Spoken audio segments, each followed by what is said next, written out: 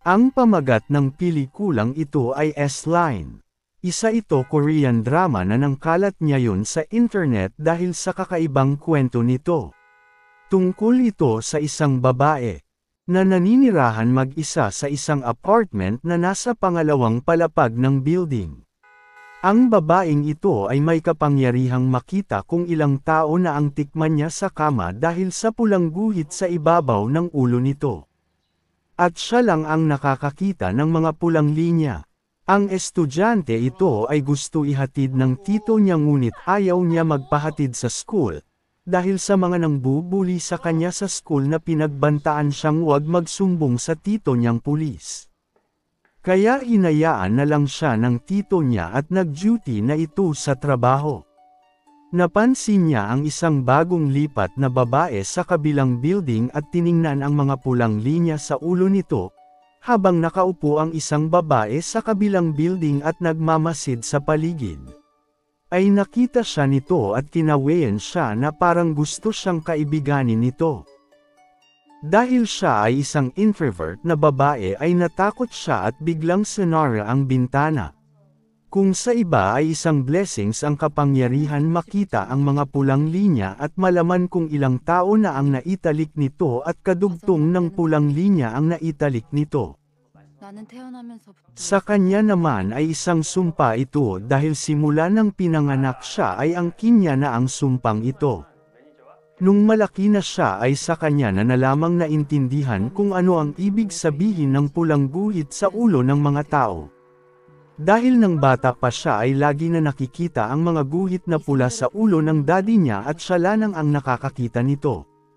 Habang naglilinis ang mommy niya sa loob ng kwarto ay napansin ng mommy niya ang mga pulang drawing na lagi niyang sinasabi sa mommy niya na nakikita niya ito sa ulo nila. At doon nakita ng mommy niya ang drawing na kasama sila lahat pati ang sister ng mommy niya. At doon naintindihan ng mommy niya ang ibig sabihin ng pulang linya na lagi niyang sinasabi sa mommy niya. Ang drawing niya ang dahilan para mapatay ng mommy niya ang daddy niya dahil sa sobrang pagkaselos at nasiraan ng ulo ang mommy nito. At dahil sa malagim na sinapit ng kanyang mga magulang ay itinurang niyang sumpa ang taglay niyang kapangyarihan. Nung siya ay malaki na binalak niyang tapusin na lang ang kanyang buhay. 모든 것을 그만두고 싶어졌다.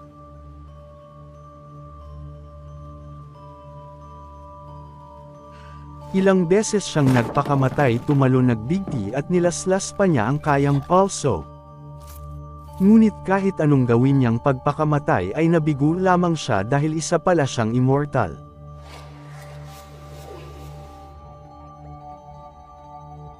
Saglit lang ang kanyang pagkamatay at muling bumabalik ang kanyang buhay at kamangha-mangha at taglay nitong mga kapangyarihan. 누군가 나를 약올리듯이 나는 매번 살아났고 At dahil wala na siyang choice ay nagplano siyang alamin kung saan galing ang taglay niyang kapangyarihan at kung sinong tao pa ang may kapangyarihan ng tulad sa kanya. 어차피 살아야 한다면 이 선이 왜 생겼는지라도 알아야겠다고. 누가 이 선을 만들었으며.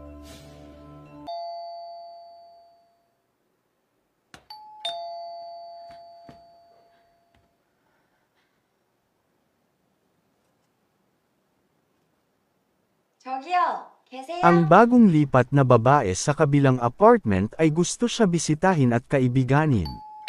Natakot siya dahil hindi siya sanay na magkahalubilo sa mga tao at hindi niya alam kung ano ang kanyang gagawin. Gusto lamang ng babae na magpakilala at magkaroon ng bagong kaibigan sa lugar ng bagong niyang nilipatan kaya dinalhan niya ito ng pasalubong ang babae. 원래는 떡을 돌리려고 그랬는데 요새 사람들이 떡 잘 안 먹잖아요. 그래서 과일 좀 사봤어요. 과일 좋아해요? At sabi niya na gusto niya sanang gumawa ng rice cake ngunit karamihan ng tao ay hindi kumakain ng rice kaya sa halip na rice cake ay bumili na lamang siya ng prutas baka sakaling mag-gusto ito ng babae. 두고 갈 테니까 상하기 전에 꼭 At 드세요. sabi ng babae na kainin niya ang prutas bago pa malanta ito saka umalis at bumalik sa apartment niya.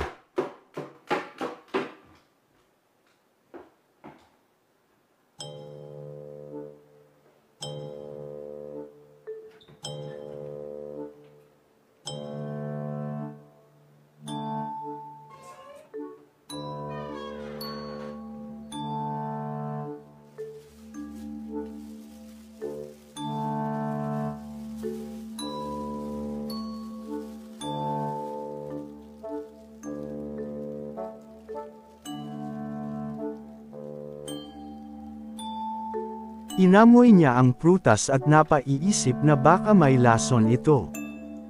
Pero kinain niya ito dahil alam niya na hindi naman siya namamatay.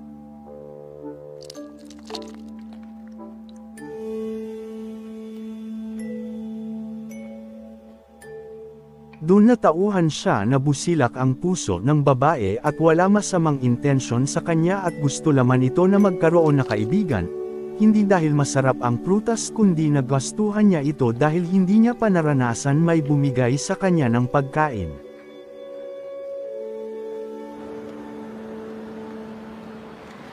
Ang estudyante naman na ito ay lagi binubuli ng mga kaklase niya. 나 병신아. 선아야 괜찮아? 선아 아파? 한번 세워봐. 자 세워봐.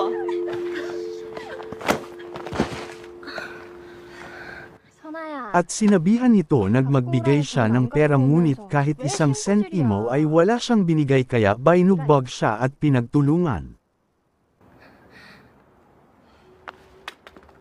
잡아. At inutusan ito ang mga kasama na hawakan siya. 아씨, 일어나. 야, 니네 삼촌 경찰이라며? 뻔하잖아. At sabi ng babae kapag nang sumbong ito sa titong niyang pulis ay papatayin siya at ihuhulog sa building.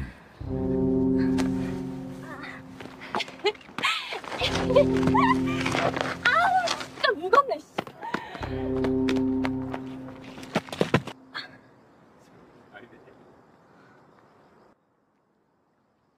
At nairita ang babae dahil tinuwanan siya nito at sinabihan na huwag magsumbong sa tito niya. 한 번만 더 신고하면 그때 진짜 여기서 확 잃어버린다. 알았지?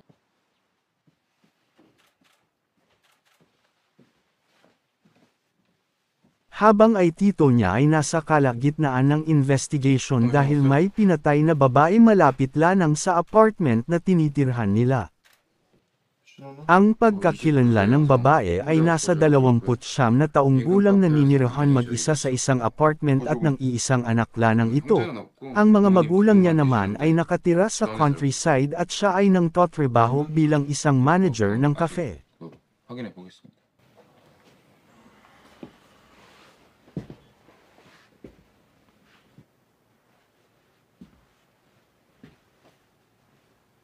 집은 개판을 쳐놨는데 물건은 그대로고. Malinis ang pagkagawa ng krimen at nahihirapan sila makakuha ng ebidensya. 시체는 깨끗하고. 꼭 무슨 영국 무대에 갖다 놓은 것 같나?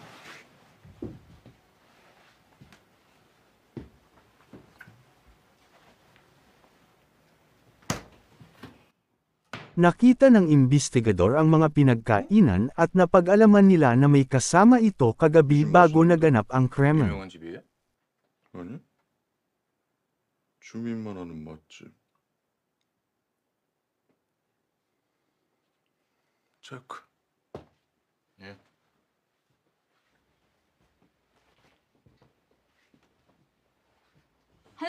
오늘 낮 신호동 한 빌라에서 혼자 사는 20대 여성의 목 졸려 숨진 채 발견됐습니다.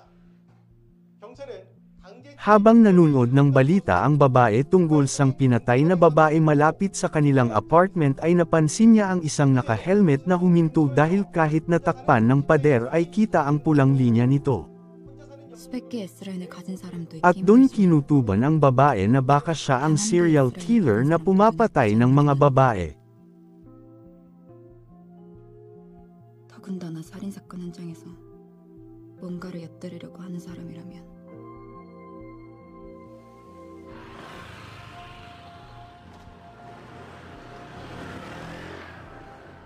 May narinig siyang tunog ng motor na pumaroda sa harap ng apartment niya at nang binuksan niya yung bintana yung lalaki na naka-helmet na nakita niya sa TV at pinaghihinalaan niyang serial killer. At napagkanto niya na target ng lalaki ang babaeng bagong lipat sa katabing apartment niya kaya dali-daling itong naghanap ng cellphone para humingi ng tulong sa mga pulis. Sa kasama ang palad ay lobat ang cellphone nito kaya kinakailangan pa e-charge.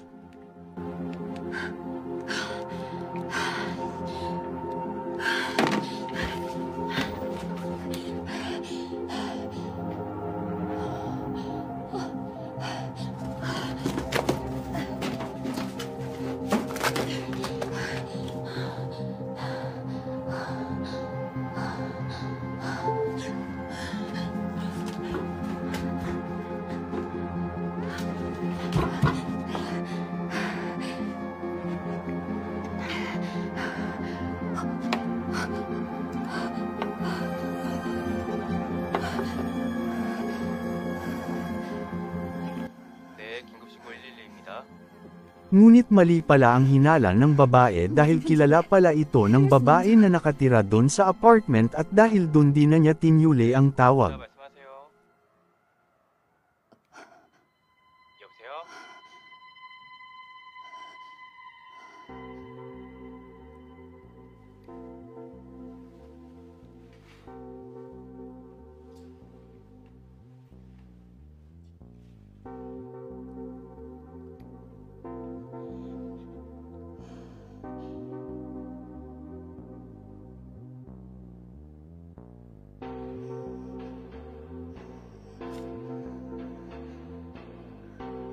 At napansin ng babae ang pulang linya at first time lanang pala nila magtalik nito bagong kilala lanang pala ito ng babae.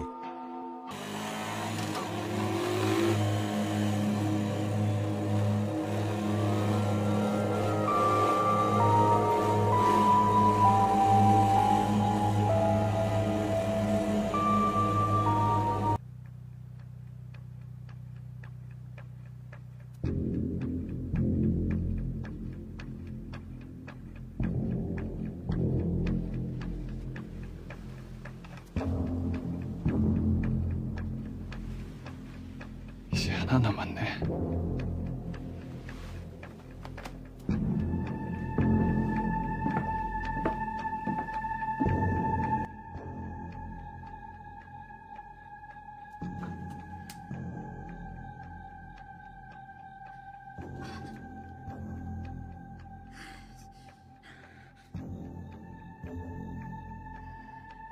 At may isa na namang lalaki naka-helmet na nasa harap ng apartment ng babae at alam ng babaeng ito na hindi yung ang dating bumisita dahil isa lanang ang guhit na pulang linya at may kaugnayan ito sa babae dahil sa magkadagtang ang pulang linya sa ulo nila.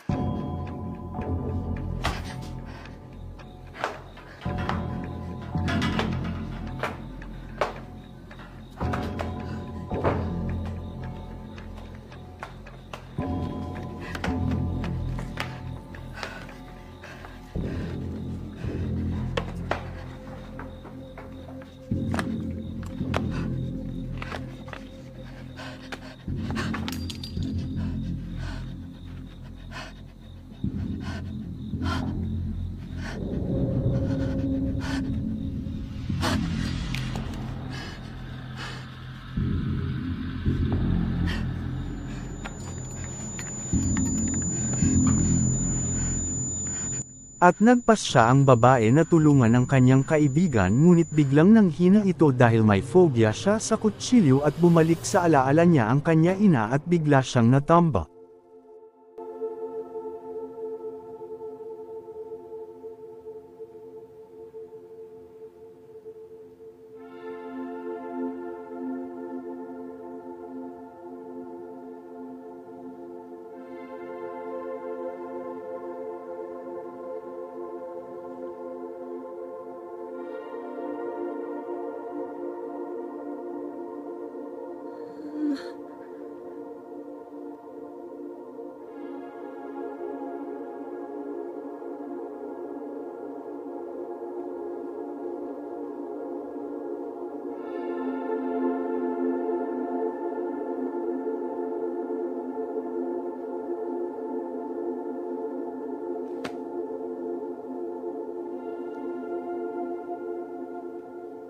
Ang akala ng babae ang bumisita sa kanya ay ang bago niyang boyfriend ngunit hindi pala dahil ang bumisita sa kanya ay ang dati niya ex.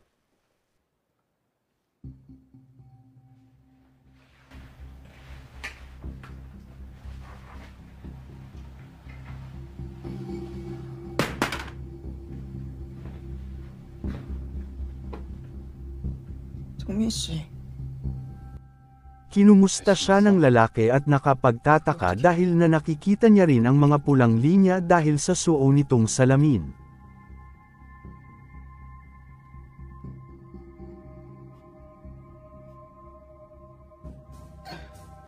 Dahil sa salamin na yung ay nabago ay kanyang paniniwala na dapat daw linisin ang mundo at ito ang makapagsasalba sa kanilang kasalanan kaya siya pumapatay.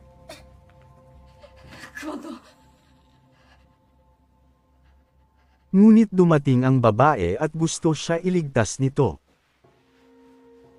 RSPK구나.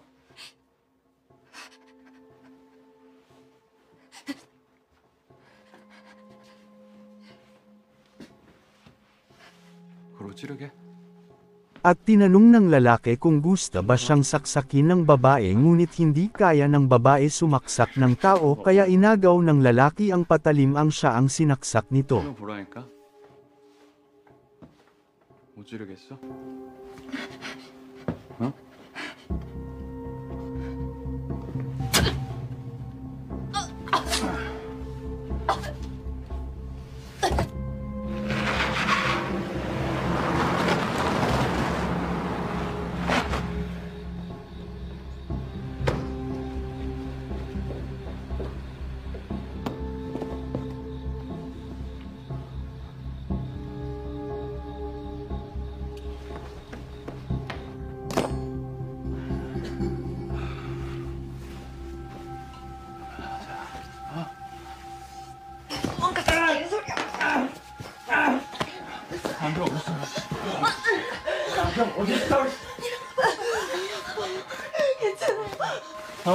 뭐야 이게?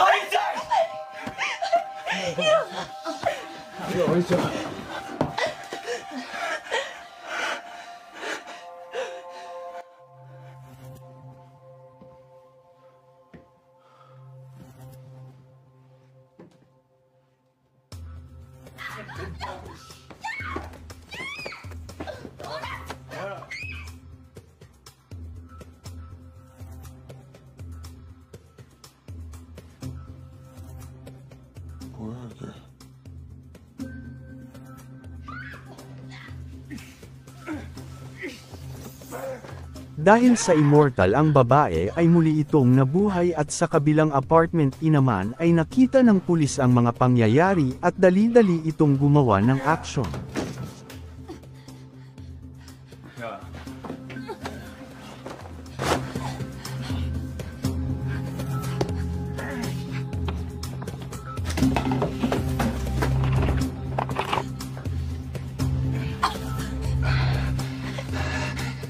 가만 없으면 되는데. 아이씨, 죽어.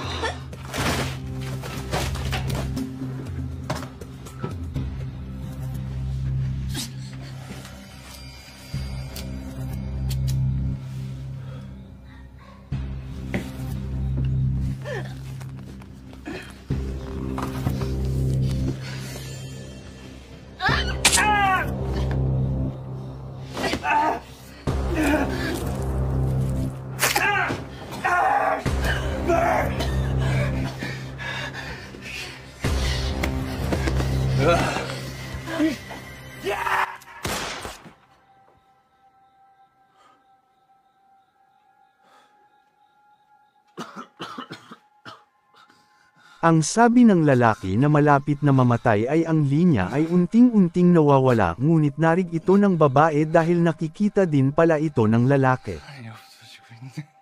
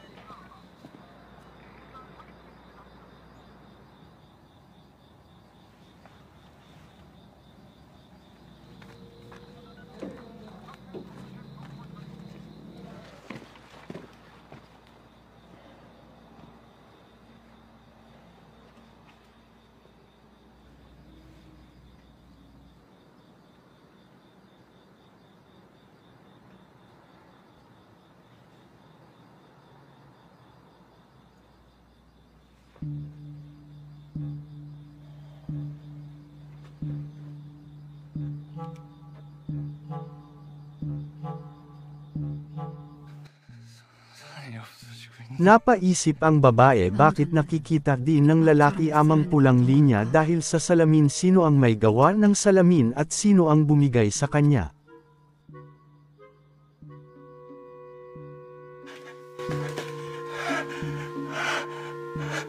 안경?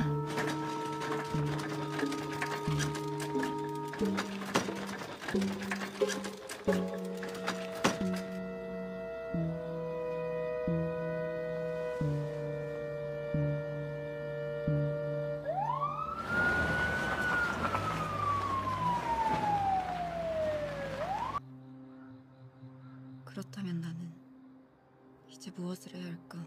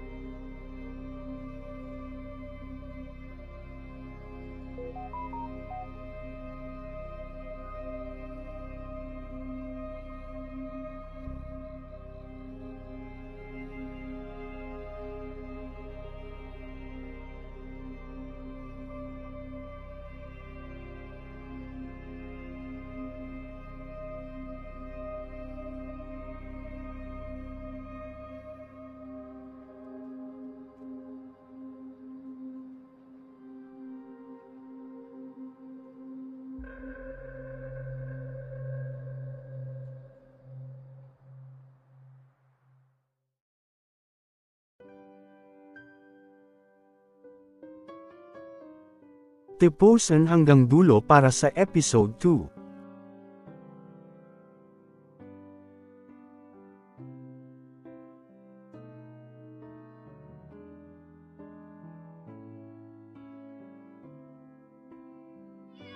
얘들아, 니들 조심해, 다쳐. 오늘은 새로운 친구가 우리 반에 왔어. 이름은 신현흐. Ang pagtatapos ng episode 1, sa episode 2 ay makikita na may nangroong salamin ang estudyante at nakikita niya ang mga pulang linya kagaya ng salamin sa lalaki na matay. Sino kaya ang nangbigay at gumawa nito? 잡았잖아요. 찝찝해. 뭐가요? 왜 죽였는지 도무지 이해가 안 가. 안경 계속 갖고 있을 거야? 당연하지. Maraming salamat sa mga taga-panood. Sa mga gusto pa manood at malaman ang episode 2 ay paki-follow lamang ang ating page na MEG TV. Thank you.